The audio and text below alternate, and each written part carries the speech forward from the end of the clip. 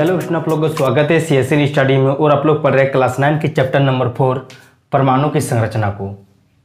तो आज हम लोग सबसे पहले पढ़ेंगे परमाणु संख्या क्या है। इससे भी पहले बहुत सारे वीडियो बना चुके हैं, यदि नहीं देखे तो देख लीजिएगा, ताकि ये जो चैप्टर है आप लोग को समझ में आएगा। तो चलिए पढ़ते हैं पहले परमाणु संख्या क्या है। Atomic number.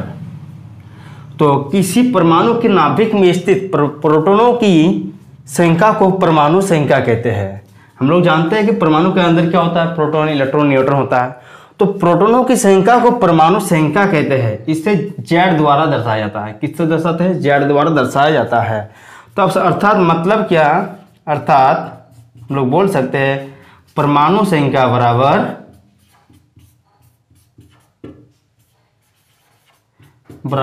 प्रोटॉनों की संख्या ना, प्रोटॉनों की संख्या।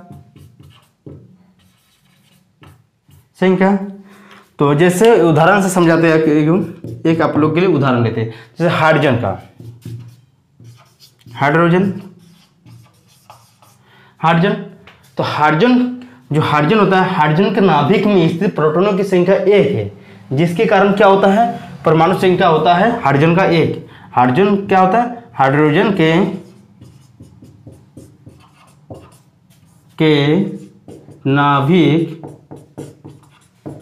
नाभिक में स्थित प्रोटॉनों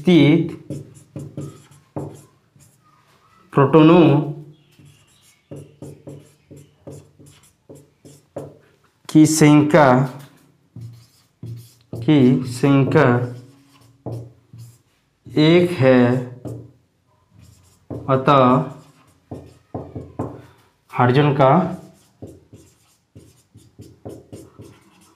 हाइड्रोजन का परमाणु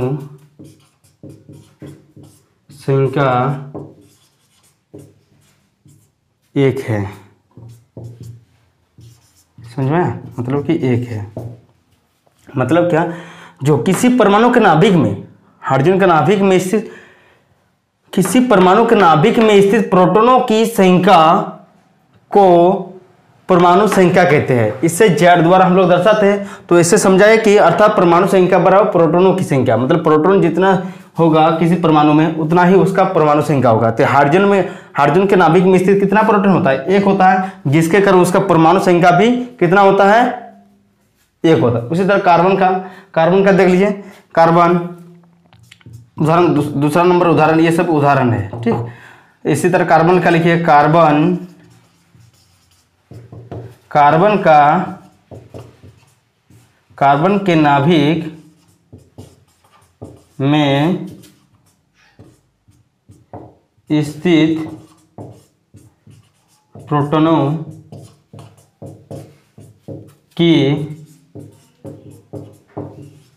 संख्या कितना होता है? 6 होता है। प्रोटॉनों की संख्या 6 होता है। किस संख्या? 6 होता है, अतः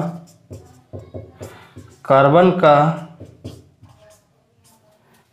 का परमाणु संख्या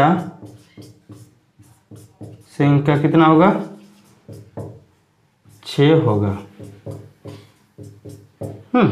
ना, जितना प्रोटॉन रहेगा कि जिसके मतलब कार्बन के परमाणु के अंदर जितना प्रोटॉन रहेगा, उसी के हिसाब से उसका परमाणु संख्या होगा। जितने भी तत्व है, उसका जो प्रोटॉन की संख्या है, उसी को हम लोग क्या कहते हैं? परमाणु संख्या कहते हैं। अब तो समझ में आ गया। इसको अब स्क्रीनशॉट ले लीजिए।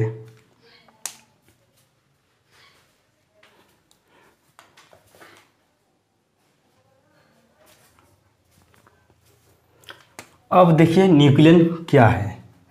उत्तर है इसका, परमाणु के नाभिक में प्रोटॉन एवं न्यूट्रॉन मौजूद होते हैं।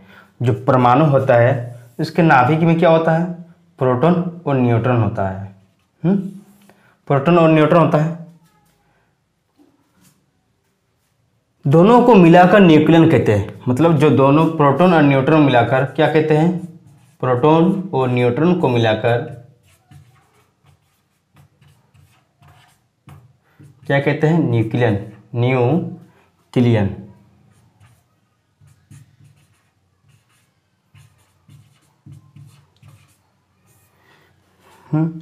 क्या बोले? कि जो परमाणु के नाभिक में क्या होता है, प्रोटॉन होता है और न्यूट्रॉन होता है, मतलब माइनस नहीं, न्यूट्रॉन होता है। दोनों को मिलाकर दोनों मौजूद होता है। जो परमाणु के नाभिक में क्या होता है, प्रोटॉन भी होता है और न्यूट्रॉन भी होता है। ये मान लिया प्रोटॉन है और ये क्या है, न्यूट्रॉन है, मौजूद होता है। इन दोनों को मिलाकर क्या कहेंगे हम लोग, क्या कहेंगे, न्यूक्लियन कहेंगे। अब तो ख्याल आए, अब तो ख्याल रखिएगा कि न्यूक्लियन क्या है, न्यूक्लियन क्या है, तो परमाणु के नाभिक में वो क्या होता है, प्रोटॉन और न्यूट्रॉन होता है, और जिन्हें हम लोग एक साथ क्या कहते हैं, न्यूक्लियन कहते हैं। ठीक, जैसे हाइड्रोजन में क्या होता है, एक प्रोटॉन होता है, एक न्यूट्रॉन नहीं होता है, सॉरी।